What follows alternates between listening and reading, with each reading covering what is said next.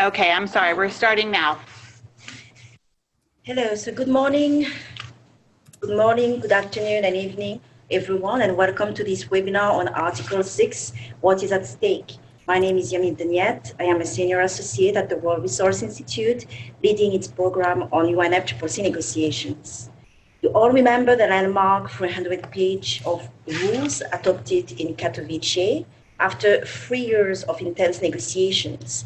While two issues could not be resolved, use of carbon markets under Article 6 and the length of the implementing period of countries' nationally determined contributions, also referred to as common timeframe. Among those two issues, carbon markets will be the most popular, sensitive, prioritized issue at COP25. Countries made a lot of progress on Article 6 in Katowice, but in the end, countries could not find any compromise on critical issues that will have serious implications for investor confidence and for the credibility and integrity of the regime if the rules were weak. In Madrid, countries have the opportunities to focus on the key outstanding areas for the agreement under Article 6 in order to complete the Paris Agreement rulebook. And we have an excellent panel who will be able to unpack these elements.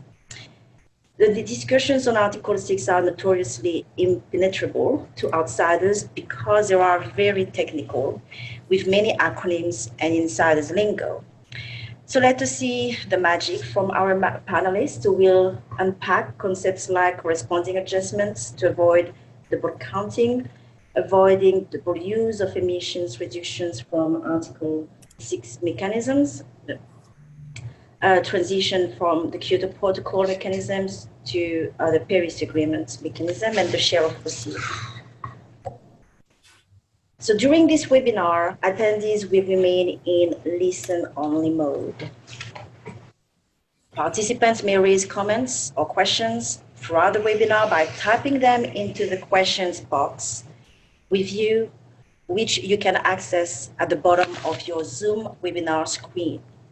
If you're having trouble with audio or video, please send an email to Beth Elliott, and please limit your use to the questions functions to topical questions for the panelists. Today's webinar is being recorded and will be made available online.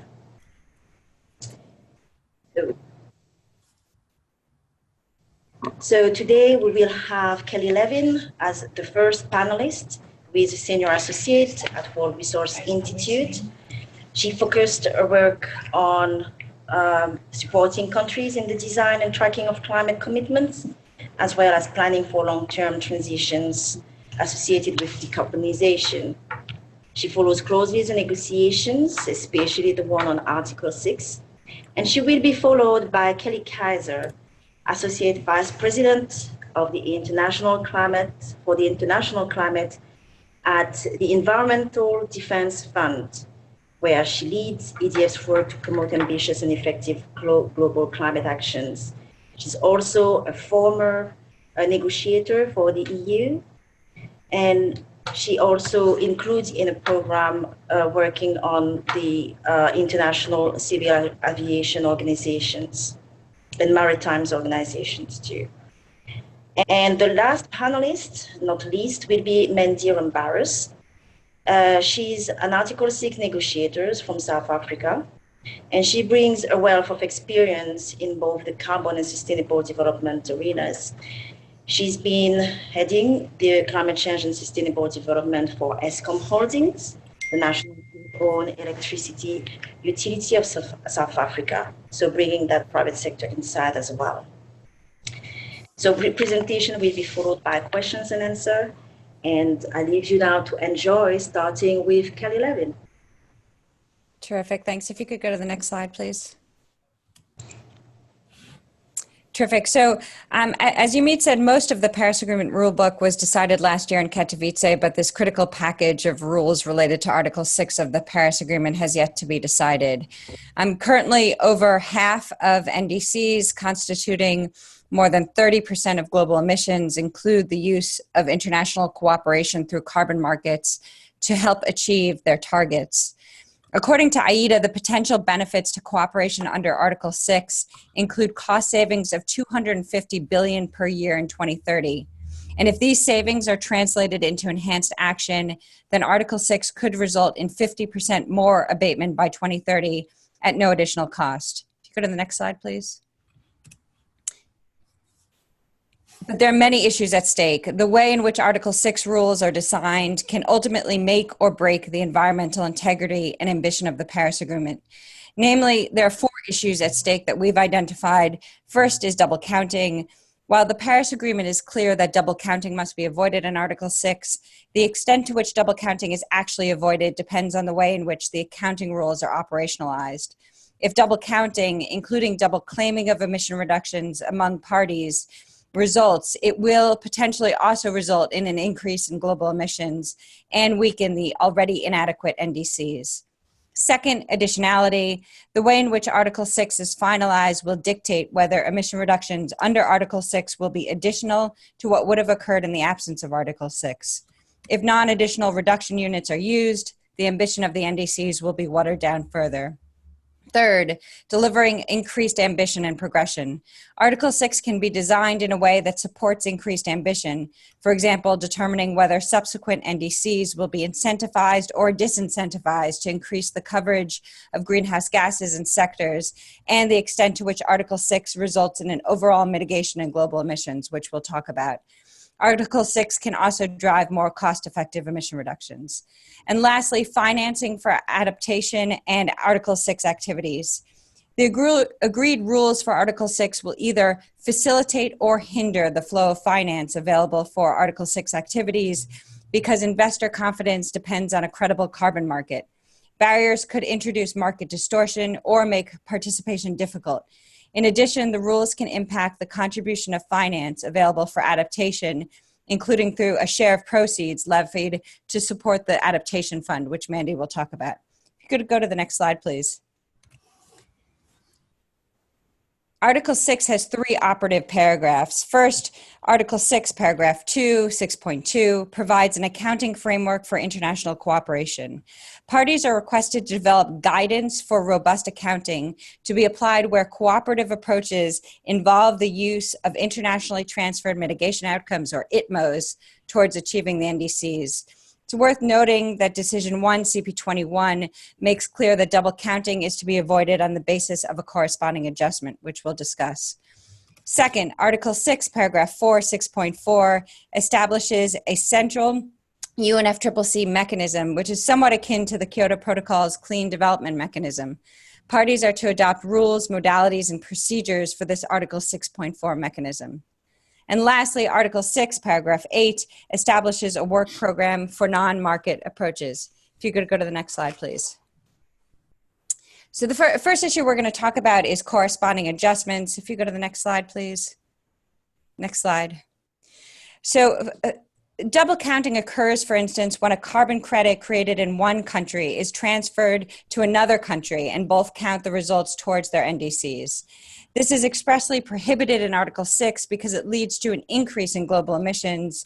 It undermines the price signal required to incentivize investment and can seriously weaken the integrity of the Paris Agreement. Decision 1, CP21, stipulates that double counting in Article 6.2 is to be avoided on the basis of a corresponding adjustment.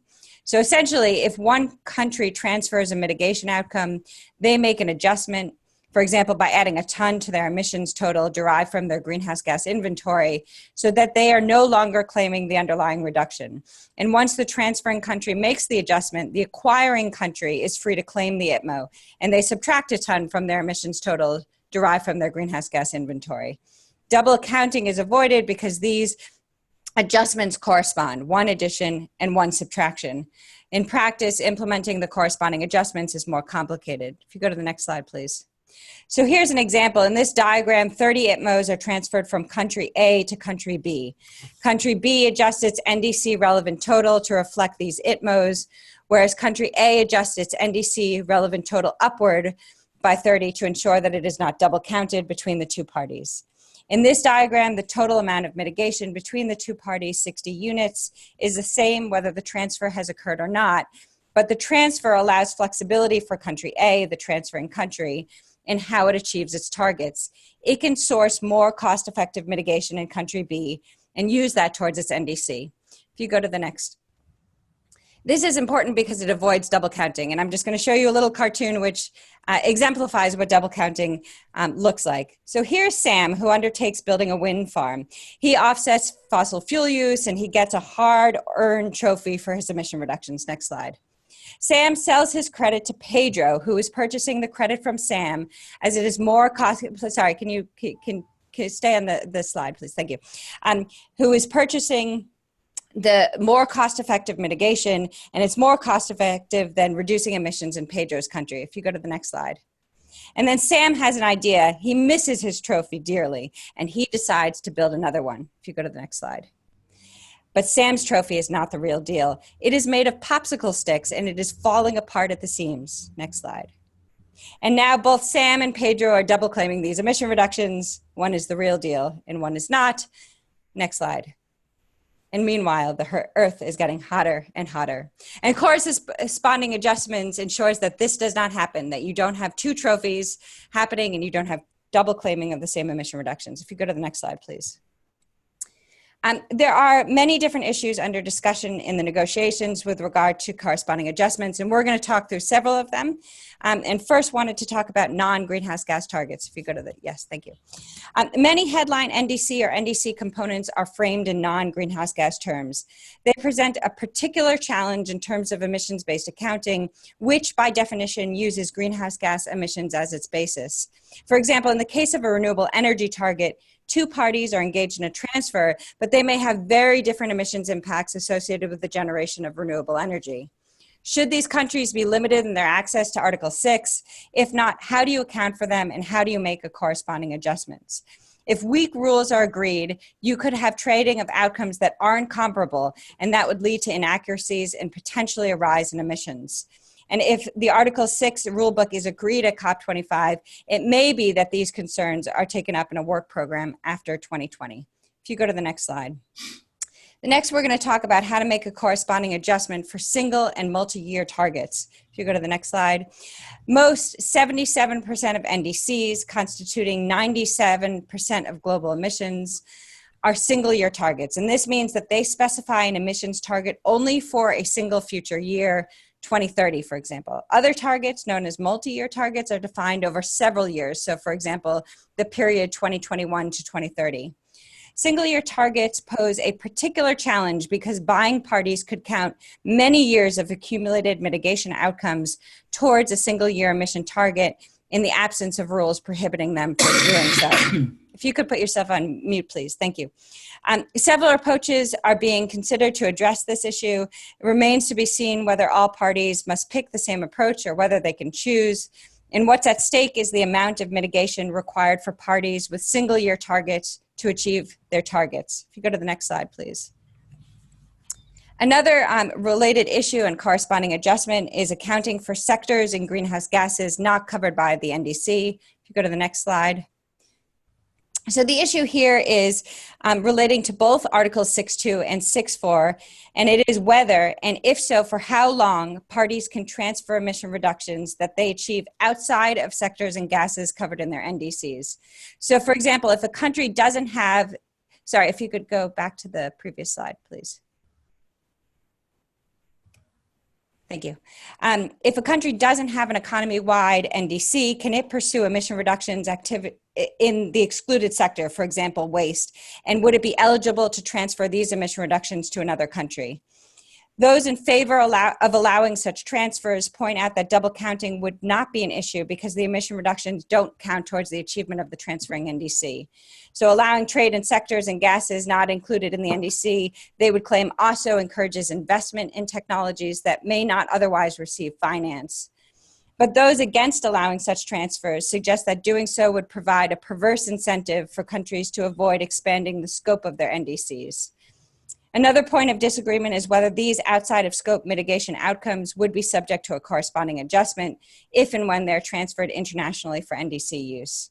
If you go to the next slide. Another issue related to corresponding adjustment is accounting for non-UNFCCC compliance schemes, for example, CORSIA. If you go to the next slide, please. So the discussion to date has focused on CORSIA, which is an international agreement focused on reducing international aviation emissions. CORSIA is to avoid double counting per an ICAO council decision. So accordingly, a mitigation outcome used for compliance under CORSIA must not be counted towards an NDC. Key remaining issues are with regard to how in practice to avoid double claiming between the use of credits towards NDCs and other compliance schemes, including how to apply a corresponding adjustment and track and report their use. So the primary issue at stake is the double claiming of emission reductions between achievement of NDCs and CORSIA, which would certainly jeopardize the environmental integrity of both and their impact on reducing emissions. I'm going to hand it over to my colleague, Kelly Gazire, and she's going to continue. Thank you. Can everyone hear me? Yes, we can hear you. Thanks. Okay. I was having some trouble with my microphone earlier. So I'm going to speak to some of the issues that are open in negotiations with regard to Article 6.4. Oops. I'm sorry, I've just lost the screen on my side. Just give me a minute. Pardon me. I have your first slide up, Kelly. Okay, thank you. I'll just speak through, and if it gets confusing, let me know if I'm not speaking to the right slide.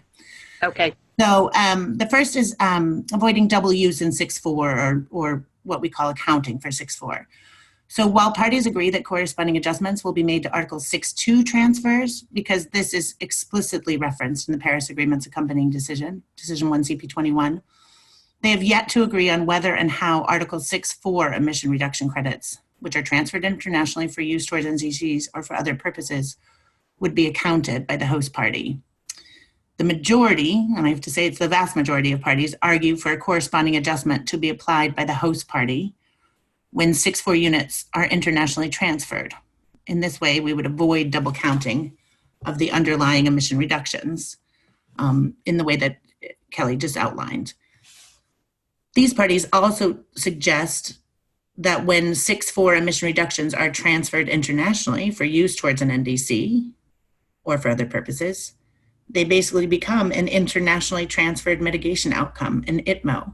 So it makes sense to apply the 6.2 guidance for accounting. A few other parties, on the other hand, argue that the Paris Agreement does not explicitly reference corresponding adjustment or double counting in relation to Article 6.4.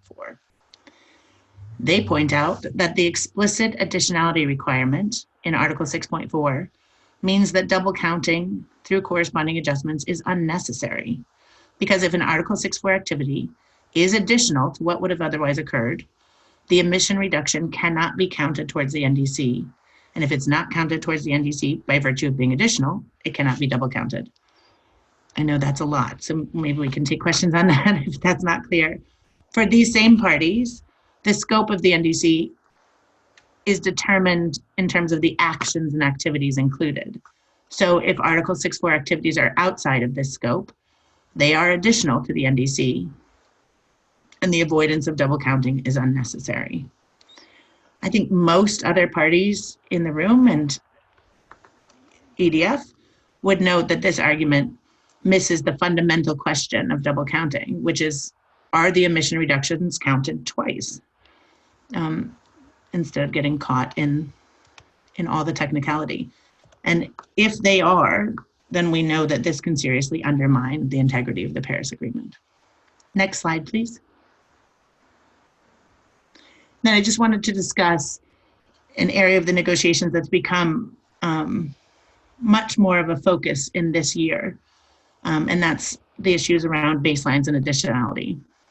So the Paris Agreement, in which all parties have NDCs, creates new challenges related to the role of the host party, including the establishment of baselines and determination of additionality. The role of the host party in determining those approaches and other parameters about the mechanism has new importance. And that's because in the context of the Paris Agreement, it's going to be really important that the 6.4 mechanism does not put a host party at risk of not achieving their NDC when the emission reductions are transferred internationally. You know, parties want to make sure that the 6.4 activities enhance ambition over time and don't lead to a situation in which the host parties are encouraged to transfer all of their low-cost emission reductions abroad, and then are unable to go to greater and greater ambition in subsequent NDCs. So in a related issue, there's also some debate about whether and how the NDC itself and the related policies, action, laws, and regulations to implement the NDC should be taken into account when determining the mechanism's baseline and additionality. Many parties are pointing out that if the project or program baseline does not include these existing policies and reflect NDC achievement as part of the baseline could be inflated and the resulting credits are unlikely to be real or additional. That being said, how it does so remains to be seen. It's not always possible to reflect every policy, law, or regulation in a baseline, and it might not always be relevant. Next slide, please. The Article 6.4 negotiating text includes many options for determining baselines and additionality. In order to ensure that the reductions credited are real and additional, many parties support baselines set below business as usual emissions. And they support a standardized approach where baselines are standardized by setting them according to benchmarks using regionally appropriate best available technology thresholds or similar. Finally, as policy changes over time, and so do other underlying parameters to the determination of a baseline, these changes would need to be reflected by allowing a baseline to be dynamic. It could become increasingly stringent over time to reflect policy or legislative updates or changes in the grid emission factor. And in this way, by allowing the baselines to be updated to be a bit dynamic, you avoid crediting hot air. Of course, this dynamism needs to be balanced with some certainty about when and how baselines are updated. Obviously, if there's no regulatory certainty about this, it disincentivizes private sector support of these projects. On the other side, some parties continue to support baselines set at business as usual emission levels or historic emission levels as they were in the clean development mechanism under the Kyoto Protocol. These parties would oppose the crediting constraints implied by other options because they constrain the crediting and because they think that these are unnecessary or that it's often not possible to find a relevant benchmark, or it's often not relevant to include the NDC itself or policies designed to implement it. Next slide, please. Finally, I'm going to talk about the transition of the Kyoto Protocol mechanisms. So this is one of the largest remaining negotiating issues related to Article 6. It's mainly discussed in relation to the clean development mechanism, but you'll see in the text, this is also relevant to joint implementation and emissions trading under the Kyoto Protocol. So under the Kyoto Protocol, those were Articles 12, 6, and 17. So to be clear, the transition issue is about kind of three areas. It's about the sort of rules and methodologies of the CDM. It's about the activities themselves, so the sort of projects or programs, and it's about the units. So when it comes to the methodologies and rules, it's clear that some of the KP methodologies and rules might be relevant for Article 6.4. And it's also true that Decision 1 CP21 explicitly calls for the rules, modalities, and procedures of the Article 6.4 mechanism to take into account the lessons learned under Kyoto Protocol. On the activity side, some parties are arguing strongly for sort of automatic registration of these activities under the 6.4 mechanism, and then a continuation of crediting without constraint. Other parties are saying that registration of Kyoto Protocol activities, so these are the projects and programs under JI or the CDM, can be registered and may even have some sort of expedited registration process, but only to the extent that these meet or are updated to reflect the new rules, modalities, and procedures, and that's including for baselines and additionality. So there are concerns that automatic registration would perpetuate regional distribution imbalances.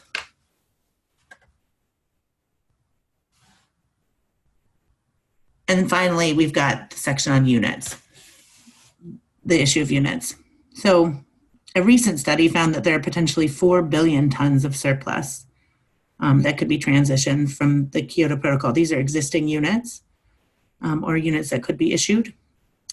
And many parties worry that the use of these units would significantly water down ambition and crowd out all demand for new and additional projects under CORSIA. It completely swamps that demand. Many parties also point out that many of these credits were issued in the absence of a price signal. So if these credits were issued in the absence of a price signal from the mechanism, it's hard to understand how they are additional to what would have occurred in the absence of the mechanism. So there are definitely questions about their additionality. Next, we have another cartoon, but I think that maybe we'll let you read that offline on your own just so we can get back on time. Is that okay?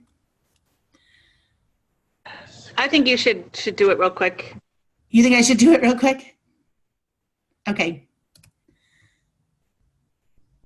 So in this one, we've got two men, I don't remember their names, Sam and Pedro. And Pedro has worked very hard to plant a tree. So he's actually doing some activity. Sam has decided that he's going to be absolutely lazy and not do anything. He just doesn't feel like it. Next.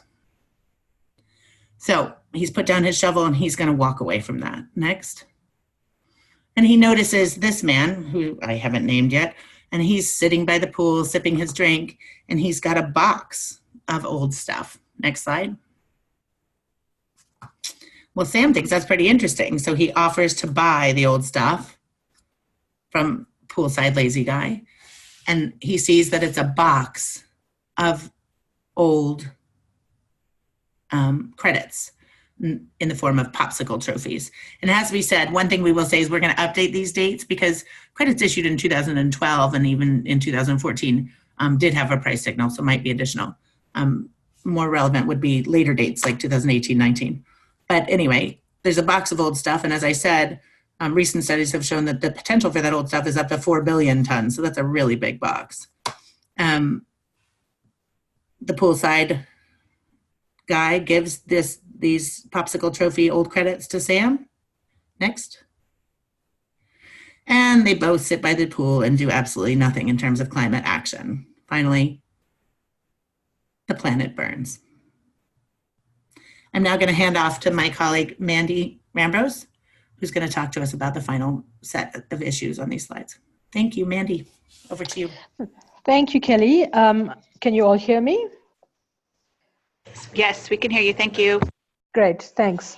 So I'm going to talk to you about the final issues on Article 6 that are not agreed yet. And I was just listening to my colleagues, Kelly and thinking, oh my word, there's a lot of work we've got to do in Spain. I mean, I've known this all along, but when you see it presented in this way, it is quite a lot of work. So the areas I'm going to cover are share of proceeds, overall mitigation of global emissions, governance, and then reporting. So just to start with the share of proceeds.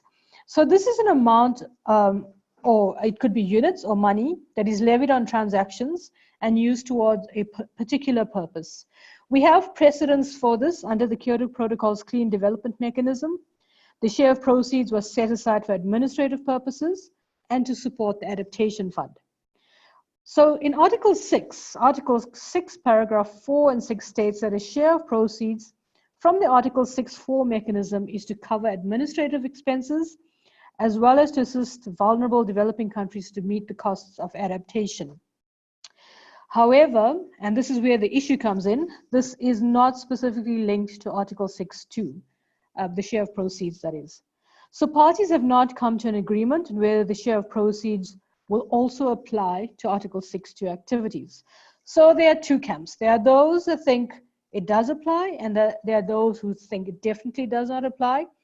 But I do think we're moving towards a middle camp maybe with some countries in the last few months of discussions.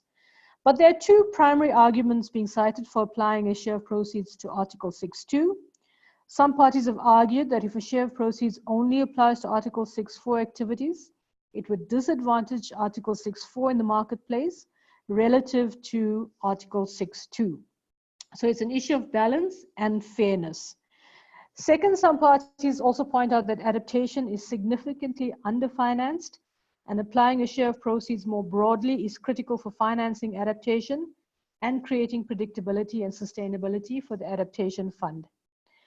Those parties that do not support the share of proceeds being applied to Article 6.2 argue that the Paris Agreement simply does not make a provision for a share of proceeds, and therefore claim that there is no legal mandate to apply a share of proceeds to Article 6.2. Parties also state that it would be technically challenging to apply a share of proceeds to linked emissions trading schemes.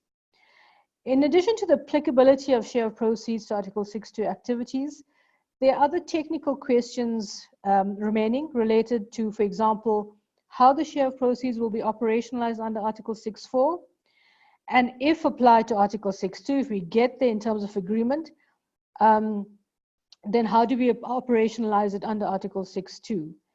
So there's still a couple of issues to be worked out under Article 6.4, bearing in mind that it is accepted under Article 6.4, but needs to be worked out under Article 6.2, whether it's actually accepted in the first place. So there are options that are in the text at the moment, including what percentage should be used in the application of share of proceeds, how the money collected will be used, how often the share of proceeds will be levied. But the one thing parties generally do agree on is the importance of continued and stable sources of financing for adaptation. However, there is no agreement on extending the share of proceeds to all market mechanisms, with arguments for both sides being seen as rational and relevant in the eyes of those parties. Just to note that this is a deal breaker if we do not find a landing zone at COP25. If we can move to the next slide, please. The next issue of contention is what's called overall mitigation in global emissions, OMGE, as we like to call it. And this is then the aspiration or desire for the carbon market to deliver higher ambition in mitigation, so going beyond a net zero sum game. And most parties or all parties agree that we need higher ambition, but how OMGE is defined is not necessarily agreed. So for some, this means cancelling or discounting a portion of emissions. In other words, they are discounted or cancelled and not used toward any NDC or any other compliance. And for others, this means setting stricter and or more conservative baselines in order to achieve this overall mitigation. This talks to also how the operationalization of the OMGE will be done, and exactly how it will be done is also still a matter of negotiation. But that is not the biggest issue regarding OMGE. It is very similar to what I just spoke about regarding share of proceeds in terms of the fact that it applies specifically in Article 6.4, where it states that an overall mitigation in global emissions must be applied, but there's no reference for this under Article 6.2. So those calling for the overall mitigation in global emissions to be applied under 6.2 cite several benefits. For example, ensuring ambition of Article 6 as a whole, as well as, again, not disadvantaging Article 6.4 in the marketplace. Proponents also argue that this is the most direct way that Article 6 can deliver higher mitigation ambition. So those that are not in favor of applying overall mitigation in global emissions to Article 6.2 argue that it could lead to market distortions and higher costs, and that the Paris Agreement does not make provision for this under Article 6.2. So again, it's about the legal mandate for the Paris Agreement. And like share of proceeds, this is also a deal breaker if we do not find a landing ground at COP25. The next issue I'm going to talk about is the governance of Article 6. So it's previous slide. There you go. I think on governance, we started off in a very controversial, there was a lot of controversy around Article 6, mainly because there was quite a definitive way of governance articulated for Article 6.4, but not necessarily for Article 6.2. But I do think this is one of the issues that we've come a long way on. So while the governance of Article 6.4 has always been relatively clear because it talks about establishing a supervisory body with responsibilities, very similar to the CDM as Kelly Levin mentioned earlier. The governance of Article 6.2, though, has been a subject of controversy. Initially in the negotiations, many were calling for centralized governance of Article 6.2, ensuring that it is as stringent as Article 6.4. However, the negotiations in Katowice reached some middle ground, agreeing rather to ensure that the functions related to governance are clearly defined rather than focusing on what the body should look like.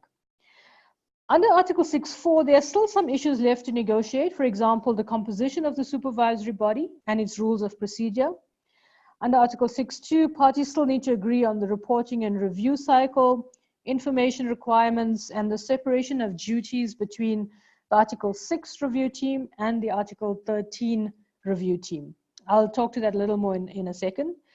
So given that the Article 6 requirements includes an initial report, updating of centralized database, and that the timing is different for the biennial transparency reports that the Article 13 team will review, there's a largely agreed view that there's a need for a separate Article 6 review team. So they will review the reports and the database and submit their findings to the Article 13 review team. So this is not agreed yet, but it's the way it looks like this is the direction of travel for this negotiation. It is important that these governance issues are agreed soon to prevent a gap in reviews and the submission of information for those that have already started to look at using the markers and putting plans in place to do that. These issues are not largely seen as controversial and, hopefully, fingers crossed, could even be agreed in the first week of COP. So if we can move to the next slide, the last issue I'm going to talk about is reporting of Article 6 and the link with reporting under the Article 13 Enhanced Transparency Framework, which I just touched on briefly now. So while we did not finalize negotiations under Article 6 in Katowice at COP24, there was an agreement to the Enhanced Transparency Framework under Article 13, which has a direct link to Article 6. Under the reporting requirements, there's a provision to the annex of the decision 18 CMA1 in paragraph 77D that each party must provide information in what's called a structured summary, including information on the use of ITMOs. So what they've asked for in this decision in Article 13, in the structured summary, which is also the form is still being negotiated, what they've asked for regarding ITMOs is the annual level of emissions by sources and removals by sinks covered by the NDC on an annual basis reported biennially, and emissions balance, which reflects the level of adjusted emissions on the basis of corresponding adjustments consistent with the decisions that we take in Article 6, and any other information consistent with decisions adopted on reporting under Article 6, and also information on how each cooperative approach promotes sustainable development and ensures environmental integrity. There's also a clear note in this decision that the information provided in a structured summary referred to in this article, in Article 13, paragraph 77D, is without prejudice to the outcome on the Article 6 matters, which some have understood to mean that this is not the last word on Article 6 matters, and that we still must complete the guidance under Article 6. A major point of contention is the scope of the applicability of paragraph 77D. The wording specifically focuses on ITMOs, and so one question that has surfaced is whether and when credits created under Article 6.4 become ITMOs, and in turn whether and when this guidance will apply to Article 6.4 transfers. Additionally, given that paragraph 77D was agreed without prejudice to Article 6 outcomes, parties have disagreed on the extent to which provisions can be reopened and renegotiated. Some argue that the entirety of it can be renegotiated as Article 6 is now only being finalized. But given the specificity of reporting, annual reporting, corresponding adjustments, some parties have said that paragraph 77D is not subject to amendment. It could prejudge remaining decisions under Article 6. And others have suggested that paragraph 77D has already been concluded And whatever is agreed on Article 6 should be able to accommodate the reporting under paragraph 77D. I think what's very important to note in all of this that I've just said is that 77D is about reporting only and in no way obligates a party to do accounting. So you report on what you've done, but it is not accounting guidance. So while some feel that 77D is enough, even if we don't agree Article 6, most party feels that it does not go far enough because it doesn't cover accounting and only covers reporting. So the reporting and review cycle, including the reporting requirements, still need to be agreed. But once these are agreed, we should have relative ease in resolving this issue. These issues are not seen as controversial as it was in COP24, I think because largely parties agreed to what is required and what is not required and what applies and what doesn't apply in terms of 77D, and also something that we could probably agree in the first week. So thank you, I'll leave it there. Well, thank you very much to these panelists. I think we knew that Article 6 was extremely complex, and I hope that you found this webinar helpful as they unpacked a lot of critical issues. But I hope that you also got the message that Article 6 has the potential to drive cheaper emissions reductions while generating financing transitioning to renewable energy, bolstering resilience to climate impacts. But to do that, the rules need to be designed right. Without proper oversight and robustness, these mechanisms could severely undercut climate actions by creating loopholes, letting countries off the hook from making meaningful emission cuts, resulting in double counting and jeopardizing environmental integrity. So while at COP25, we want to see significant progress on the rules for Article 6, the top priority, however, should not be to finalize them at all costs, but rather to ensure they are right. But if we embark in the COP with the can-do spirit that we saw showcased through the fastest decision ever in the history of UNFCCC to resolve a logistical crisis for getting this COP still going, in the middle of a social and geopolitical crisis and at a time of climate emergency, then the right set of decisions can be adopted. To do that, as our panelists demonstrated, we need to make sure that we consider things as holistically as possible. Decision on Article 6 will affect the implementation of other elements of the Paris Agreement, including transparency, as highlighted by Mandy earlier, but including also issues like common time frame with the period of implementation linked to the trading and crediting period, the financing of the adaptation funds, the effect on technological breakthrough, and ultimately affect ambition. Coherence is key, since we must do everything to minimize unintended outcomes, which is what also we hear, from people outside. So let's say that next year, in 2020, at COP26, we need to have that plane taking off and getting us into a journey, rising the ambitions that the world desperately need to do. We need to have all safety checks made ahead of time, and this is what we need to do under the guidance of those panelists and all the experts on the ground. Article 6 can be a powerful means to bring emissions down, but this is only one of the tools to enhance ambition at COP25. There's going to be other issues at stake, and on the ambition side, it's worth noting that ministers from energy, from environment, from agriculture and finance will also be expected to unpack how they're going to finalize their NDCs by 2020, so that we get comfort that we will see some improvement from the 2015 submissions, and that in aggregate there will be collective increase of ambition.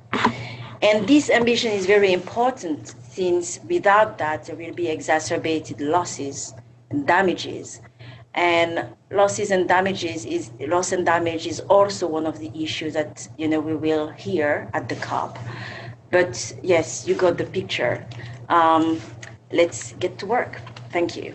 Now I am going to highlight a couple of questions that we received in writing. Do not worry also for, we will make available that slide deck.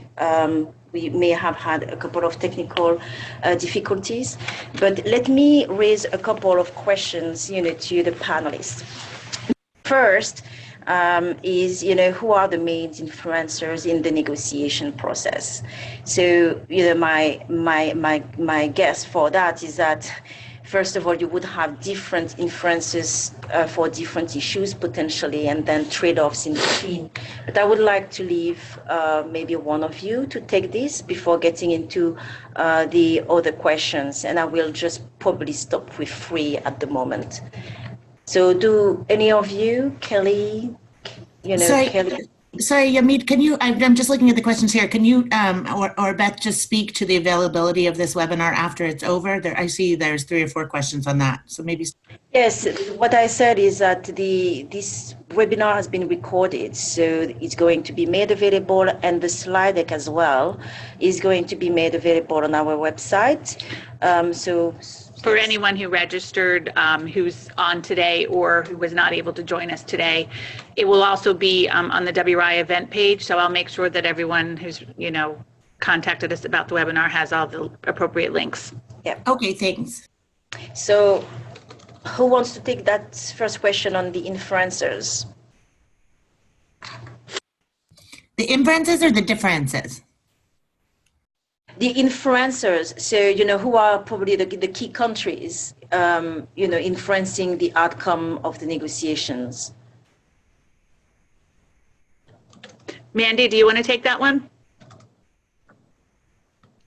Sure. It's quite a loaded question. Who are the main influencers? I think everyone would like to think everyone is a main influencer, but I do think if you look at some of the polarized views, Kelly Kazaya mentioned in her, when she was presenting, that a vast majority of parties agree with the corresponding adjustments. I think it was quite clear in Katowice that parties like Brazil did not. So, that would be, obviously would be one of the influences in what comes out at the end.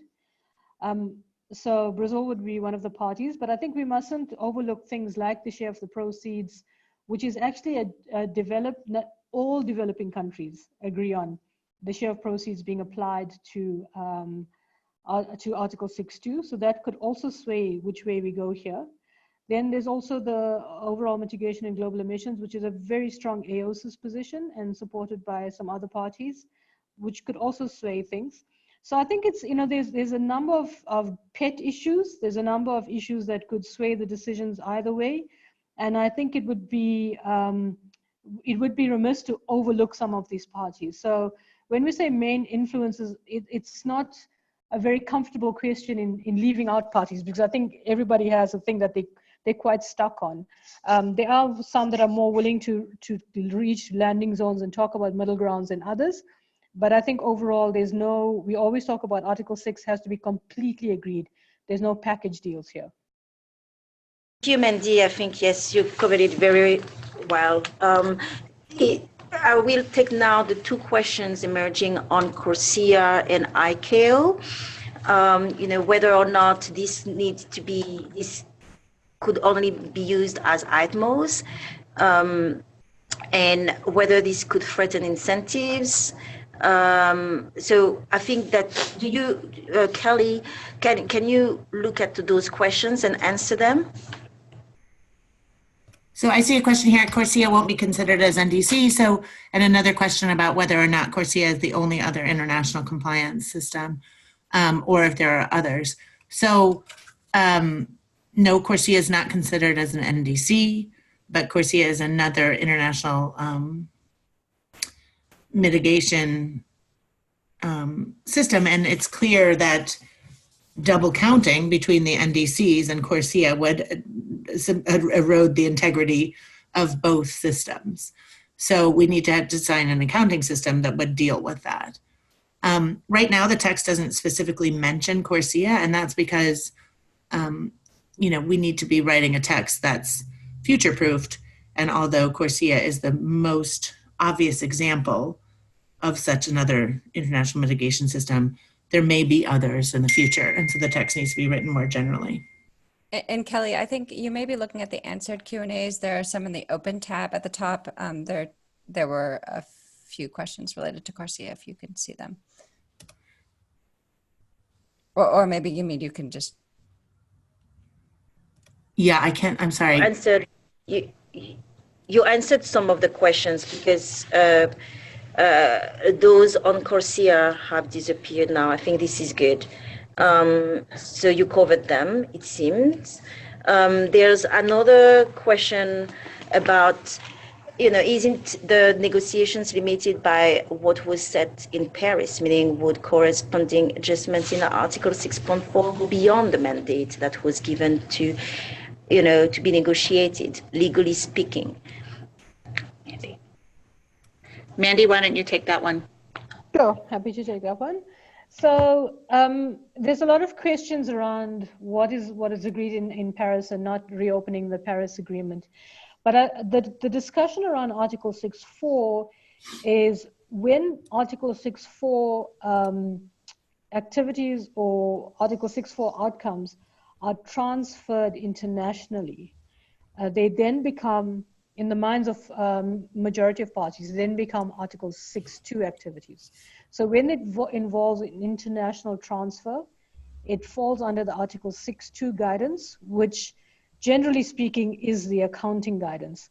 So once that happens, then that is when parties are saying there has to be a corresponding adjustment. So in the view of many, that's not going beyond the mandate, because for Article 6.2, we must do corresponding adjustments. So there's that angle of it as well, that when you transfer internationally, there has to be a corresponding adjustment. Thank you, Mandy. Two other questions. One on the definition, the difference between CDM and SDM, and another which is a little bit broader and more political. What would be the top 3 key issues that would require ministerial guidance at this COP? Kelly Levin, why don't you take that one? Sure, I can work on the last question, but then maybe on the CDM question, hand it either to Kelly or Mandy. In terms of the unresolved issues, I think a few are particularly thorny and sticky. One, as Mandy talked about, the share of proceeds and the extension to 6.2. Second is overall mitigation of global emissions. 3 is carryover of the pre-2020 Kyoto Protocol units. And perhaps last is the avoiding of double use of Article 6.4 credits and avoiding double counting there. Kelly, Mandy, let me hand it over to you if you have additional thoughts on that question, as well as the question with regard to differences between CDM and SDM. Yeah, so in terms of those 4 issues, I think those are the ones that have the highest chance of going to the political level. A lot of the other issues, I think we have to hope get resolved at the technical level. So I think that's right. Share of proceeds, OMGE, transition, and avoiding double use in 6.4. On the differences between SDM and CDM, I think that is really what a lot of the discussion in the Article 6.4 discussions is about in the negotiations, and that's a lot of the tension. So there are definitely a group of parties that would like there to be very little difference in terms of how it's implemented and in terms of how it's operationalized. And there are another group of parties that are very interested in seeing a CDM plus, an improvement in CDM. And I think a lot of that difference is around that kind of host party engagement and how baselines and additionality are determined, both in the approach and in the methodology and in the actual project by project or activity by activity determination.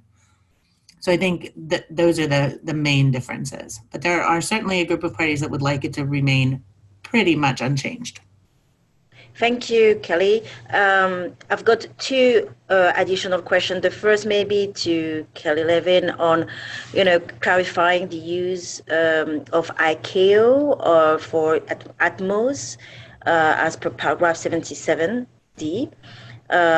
So that's a very specific question that seems to be related to 6.2. And the other is a little bit broader, also on how the decision on Article 6 is going to affect the nature-based solution sector. And there was also a question about, the impact on, the RED Plus discussion. My understanding is that there's very general consideration rather than sectoral implication. That could be the next step, maybe next year, to go through those details. But yes, can you take, some of those questions and maybe have Mandy and Kelly to follow up if necessary? Yeah, I think Kelly Kazar is going to take that. Thanks. Okay, so on the ICAO question, like I said, there's real interest in making sure that we avoid double counting as well as between NDCs as between countries and CORSIA. So if an airline uses an emission reduction or an internationally transferred mitigation outcome, that the underlying emission reduction or the underlying mitigation should not also be available to countries to use towards their NDC. That is, by definition, double counting and erodes the integrity of the Paris Agreement.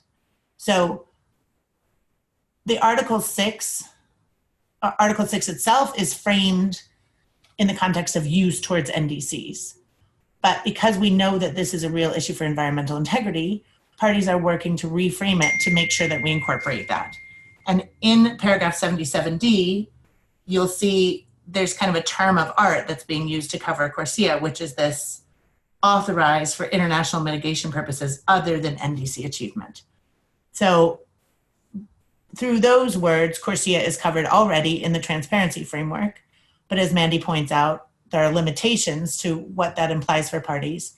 And to ensure that it's incorporated in the accounting framework, there are certainly some parties that would want a more explicit reference in the Article 6 guidance. I hope that helps. Absolutely, thank you. So on nature-based solutions, and then I've got another question on Article 6 initiatives going to be the difference between 6.2 and 6.4.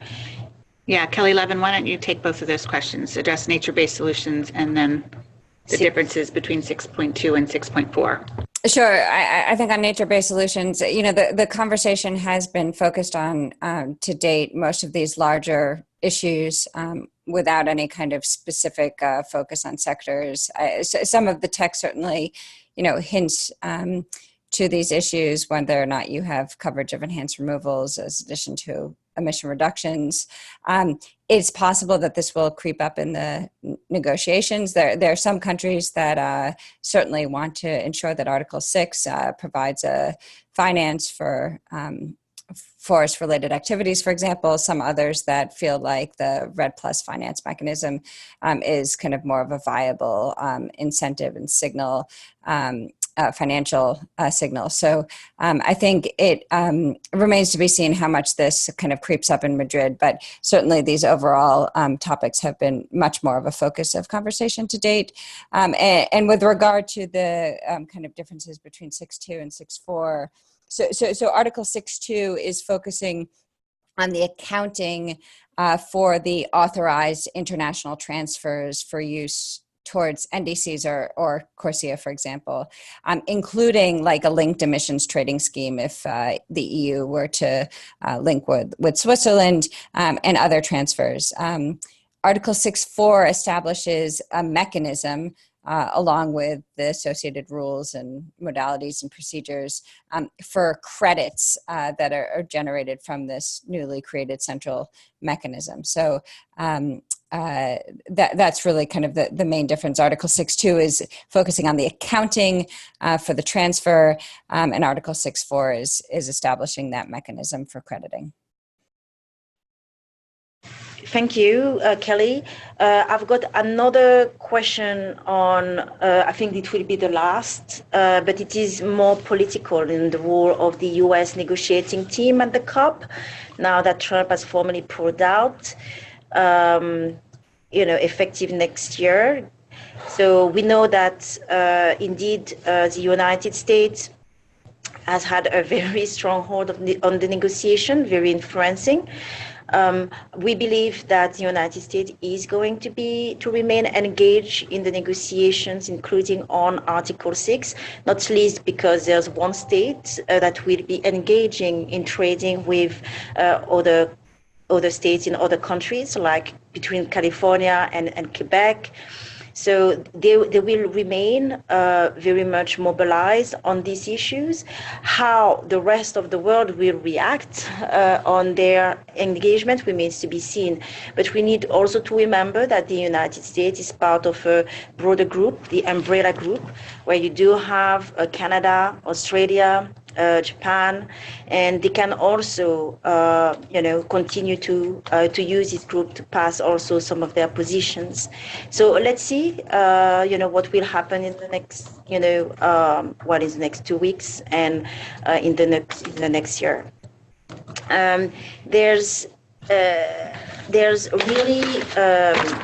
I think the impact that Article 6 is going to have on the carbon market is potentially huge. I think Kelly gave a couple of figures at the beginning. Mandy can comment on that too as a very last wrap up. Exactly, and Mandy can have the last word. Thank you. Oh, thank you. I think I'll just copy what Kelly said in any case. If I can point everybody to a study that was just been done by IETA, which uses the figures of that cooperation under Article 6 could include cost savings of $250 billion per year in 2030. And if these are translated into an enhanced ambition, then Article 6 could result in 50% more abatement by 2030 at no additional cost. So if you just Google IETA study, I'm sure you will find that, meaning, of course, that Article 6 has benefits to the carbon market. Thank you. So we will wrap this up. Thank you everyone for joining and staying with us. And I would like also to really applaud the three panelists, Kelly Levin, Kelly Kaiser, and Mandy. Thank you very much for all those precious insights. Let's get ready for COP25 and see you in Madrid. And I'd just like to thank Beth and Yamid as well. Thank you. Thanks. Thank you. Bye-bye. Thank you. Bye all.